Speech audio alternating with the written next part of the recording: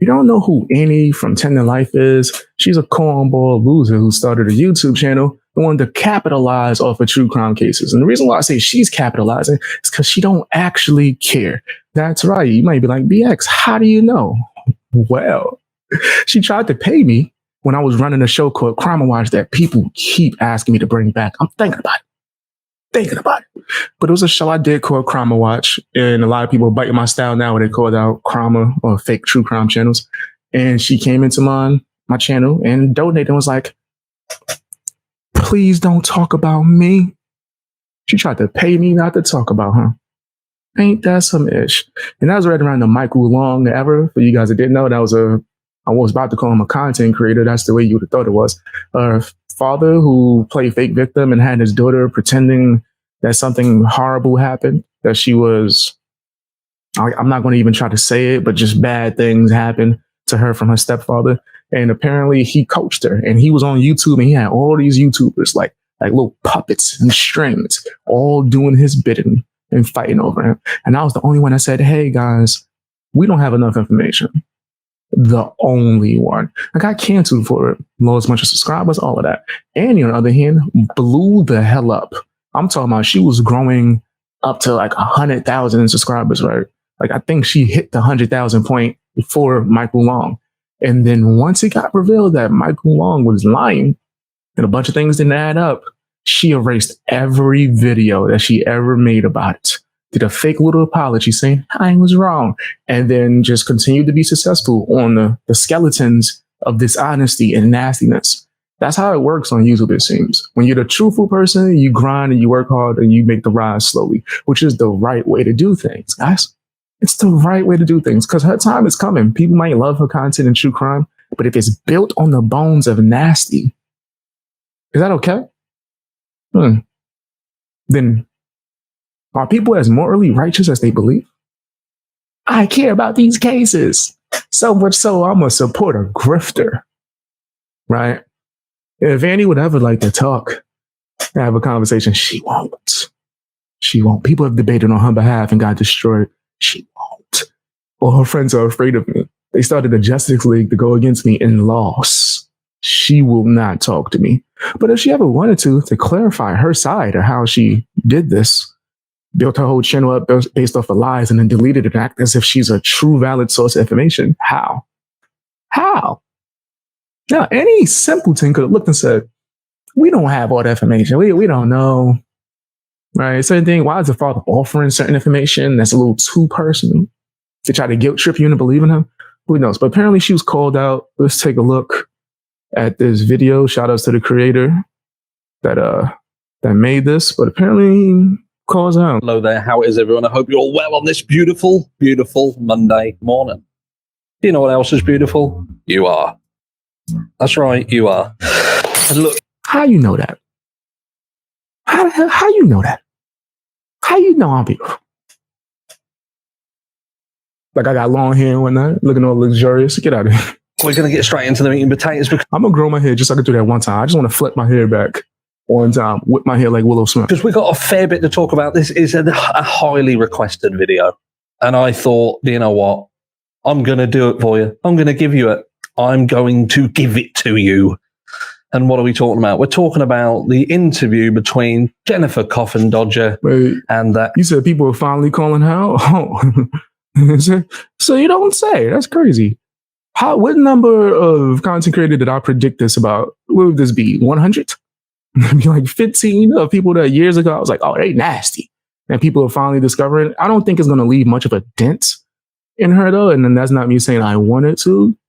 But yeah, I'm not surprised that people now are starting to see signs. There are people like the Fang Gang that have seen it the whole time.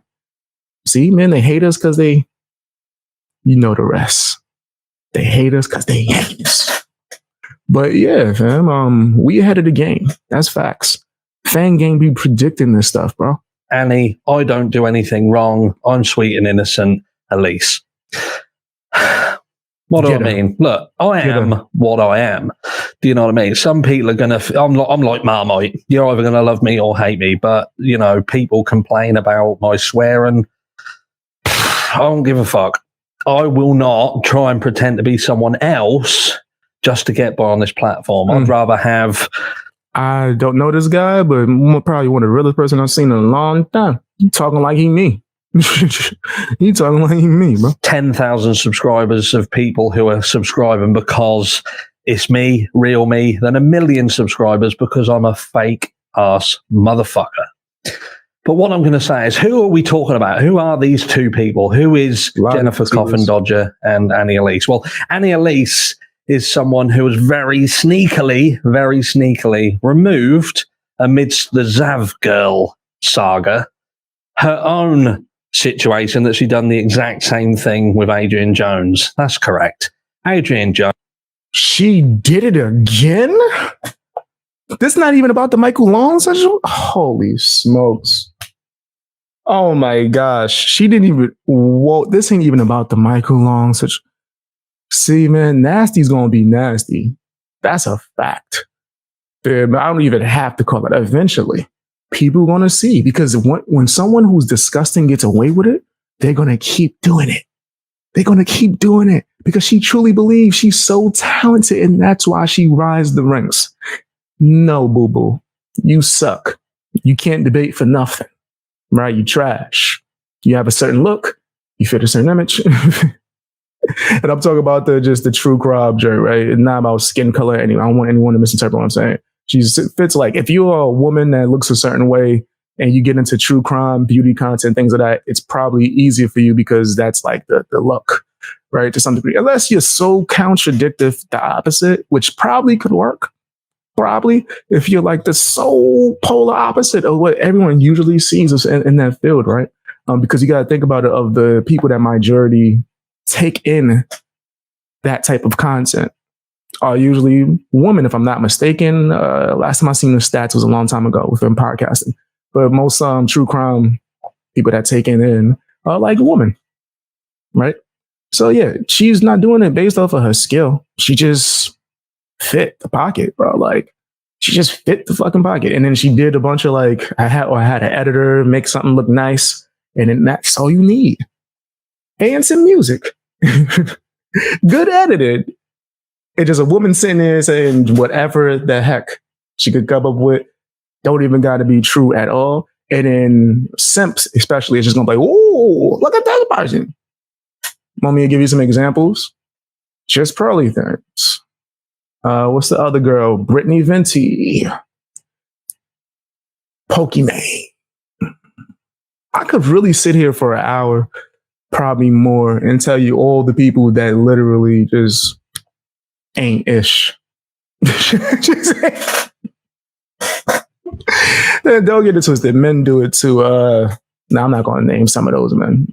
Some of those men want me to name them. James Charles, right? That he fits into like the anomaly category, which shot him up even more. Adam McIntyre, you could probably put him in there as well. All right, y'all get the point. I don't got to keep naming names of my examples, but the Zach format that I just described for those ladies as well as those two men, look at Annie and tell me she not fit in that same format. I dare you. Jones, who she uploaded pictures of his... It's the same thing, and hid it behind a $1 paywall. $1 paywall. Disgusting. So that's who you're dealing with. That's disgusting. Now, I've had this conversation plenty of times when it comes to like true crime content creation. True crime is just in general pretty like, what's the word I could say? Gory to some degree, right? It's going to have certain things that might make other people just go, oh, this is too sensitive. I got to get out of here. Understandable, because it's true crime. You think it's going to be PG-13? But when you put certain things behind a paywall, then it starts to like make it a little different. Are you a corporation? Are you a company? Right? You're a solo person, right? Then yeah, nah, that's blatantly. If it's a company, obviously the company's doing it for the money, but then who do we call out for that, right?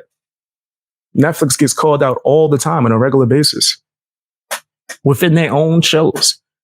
TV shows come out calling out Netflix for the exploitation of true crime, especially with the Jeffrey Dahmer situation and all that. It happens. But when you're a solo person, if you can hide it behind, oh, I'm just nice. Little old me, I didn't know nothing but pay for this dollar so I could show you this other content that's like too crazy. You come and pay to see it. And no one ever thinks as an argument, Patreon, you can post for free, guys. Right now, whenever you want. I can take a video, upload to Patreon, and go for everyone. Which means anyone who comes to my website or to my Patreon can just view the video. You didn't have to put a paywall. That would be an easy solution for this. If you, oh, well, YouTube doesn't allow it, and I wanted people to see it. The paywall does not make that, no, because you can put it on Patreon and put it as for everyone, not just for Patreons, which means anyone can go and see it. Your YouTube subscribers can go to your Patreon and watch it if that's what you really want to do. But that's a lie. That's a lie. You wanted to make your money. It's a marketing scheme. It's blatant as day. It's no different from, hey, if you want to see certain pictures of me, sign up for my Patreon, get that exclusive access. That's what you did. So anyone pretending that this is not that, you're crazy. I would rather everybody, we all got to go by the same thing. Yes. Because if you think I was going to call out that Zav girl, whatever her name is, and not call out this person, you out your mind. You out your mind. I will call out anyone that does this. I've debated people that you put sensitive information behind a paywall. Yeah, I think that's crazy. It's a crappy, shady business tactic that a lot of these up-and-coming content creators are doing, especially if you didn't actually earn your position. There are plenty of true crime content creators that actually work their way up. What's that? It's going to sound like I'm shouting people out. But I've watched Stephanie Hollow. I've watched, what's my man name? He's real good. He does documentaries too. What's his name? I'll let you guys know my Discord. Sign up for my Discord. So I'll tell you the true crime creators that I actually watch that do extensive amount of research. I got some true crime content. I'm not really focused on it. I'm gonna be honest with you. I'm not really focused on it. But there's a plethora of people, right, outside of myself that cover it in like a really good way. And you can tell because they built their stuff up. They really learned the ways around not only content creation, but true crime as well, and know how to do it in a respectful way where it's not harmful to the families or anything of that nature. Right. So it's not really like I'm just targeting all true crime, man. No, I understand it. Right. I get it. I watch it sometimes, but I only watch people that do it in a really respectful way. So if you're watching this video now and you think, I can't support Zav Girl because of what she did, it was disgusting, no morals, evil. They are words that have been put out there by this, this boy, Gannon's. It was nasty. I ain't gonna say it was evil. I don't know this person's character. I actually did try to see if I could speak to Zav Girl. I didn't I don't just try to bother her or anything. It just, I put the word out there in the streets. That's how I did it. I put the word in the streets that I wanted to talk to Zav Girl. And I was kind of told that I was too aggressive for her. I guess because I have a lot of debates. But I've had some peaceful interviews. So I was kind of thrown off by that. But I wanted to hear her side, right? To see what's going on. But the criticism still stands from my knowledge. I think that that's nasty. It's a shady tactic for you to gain money. That's all that is. You could have put it out on your Patreon for free. You chose not to. Father as being evil. So, Annie Elise, unless you're hypocritical, should be tarred with the same exact brush. Now, I could be wrong. I could be wrong. I could be getting it all wrong. No, you are. But at the end of the day, it is what it is. Annie done exactly the same thing. And amidst all this, she removed it, got rid of it, got shot of it. That's her.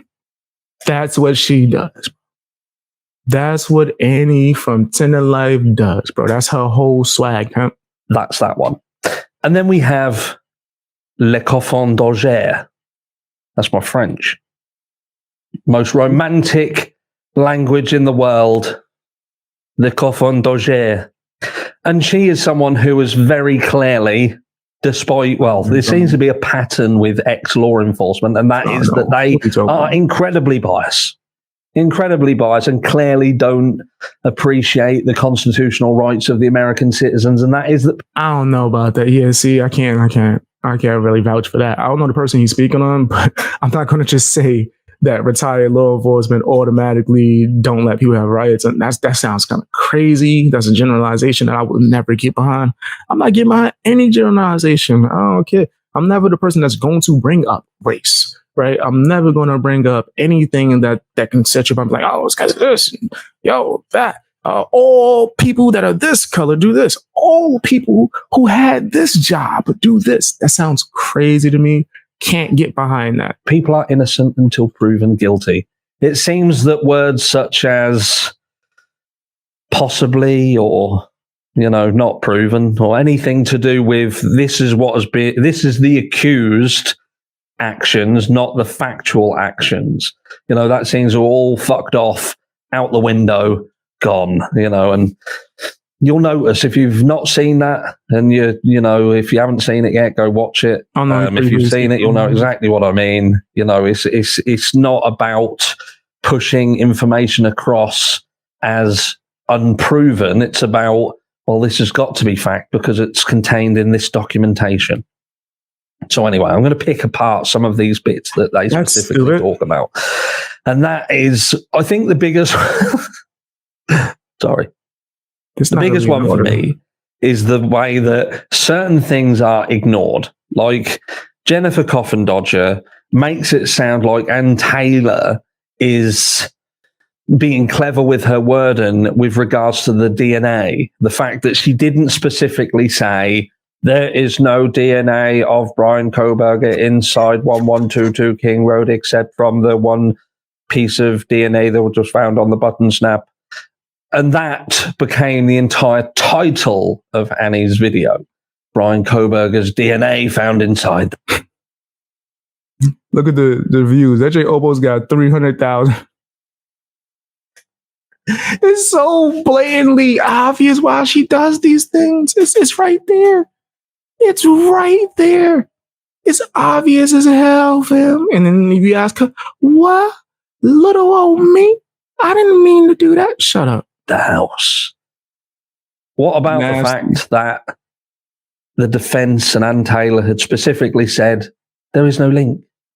There is no link. Now, I'm just putting this out there. I'm putting this out there that potentially what Ann Taylor meant was there is no fucking link, which is likely going to include things like social media connection or DNA found on the victims in the fucking house, anything like that.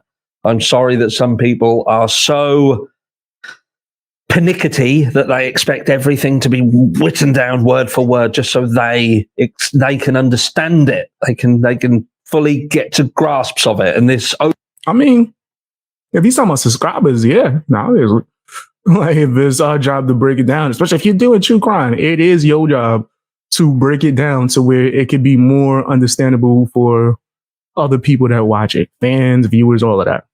And it's literally in your job description.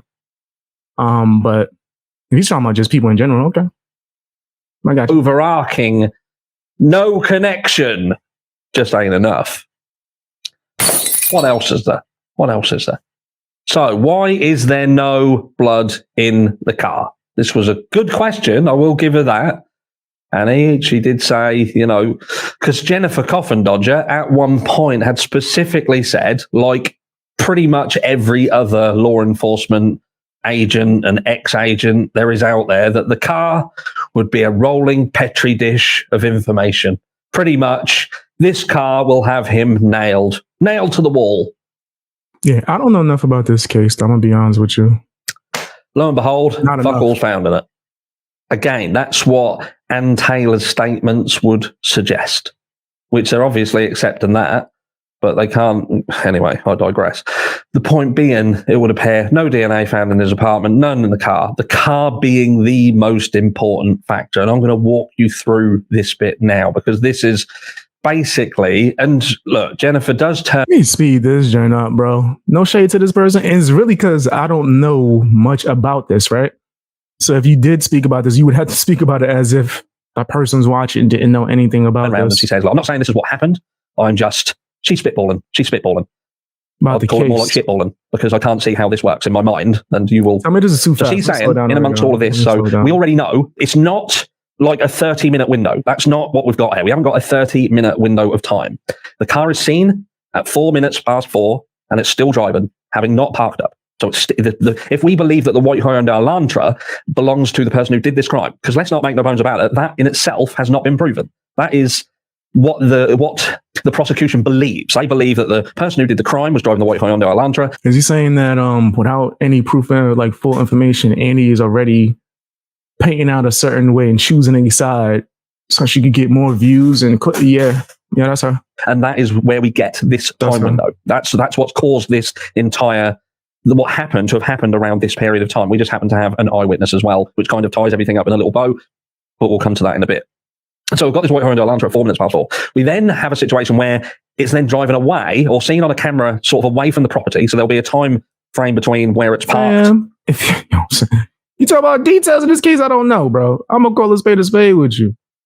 And get into the camera, and that's seen on camera at 20 past, so 4:20. So even from driving in and driving out, we've only got 20 minutes. So, and look. Yo, fam. I'm going to give him a little bit more. Give him a little bit more of a chance. So that's going to be, because this is what I just was trying to touch on, the close proximity weapon. You know, we're talking about a weapon that is, approximately 6 to 7 inches long, which means in order to get to your victim and deliver a fatal injury, you have to get within a certain proximity to them. So you are close. You know, it doesn't matter how tall you are or how long your arms are, unless you're Mr. fucking Tickle, you have got to get close. Now, you've obviously got to get quite precise as well if you are not going to leave them in a position where they could make a noise. Say a shout, a scream, a shriek. Because we know that only a few feet away, we have someone who is aware that there are things going on. So I would imagine that they are specifically listening out for noises because they've already heard noises. Let's not forget, they also heard. All right, I'm cool. I think we've seen enough, especially if I don't know nothing about this damn case, fam. And no shade to this guy. Let me give him a shout out too, because I definitely just reacted to his stuff. So let me give him a shout out. Harsh Reality. Shouts to him, man. But his video seems like more for people who know almost every detail about that case. And when you're conveying or explaining a story, it's probably best that you at least talk as if you're talking to people that don't know nothing about the case or the person, right? That's why I literally start most of my videos. If you don't know who so-and-so is, blah, blah, blah, blah, blah. That's for someone who just might be like, yo, I like BXZ Boy, but I have no idea who this person is. That's how that go. My man started going into extreme details of the case where I'm just like, I don't know what the hell you talking about. But the beginning of it, I agree.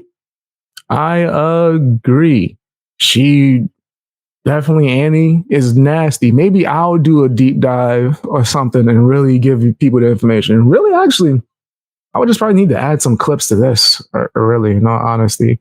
But is what it is. Tell me what you think in the comment section. Hit the like button, all that good stuff as well, man. All that good stuff.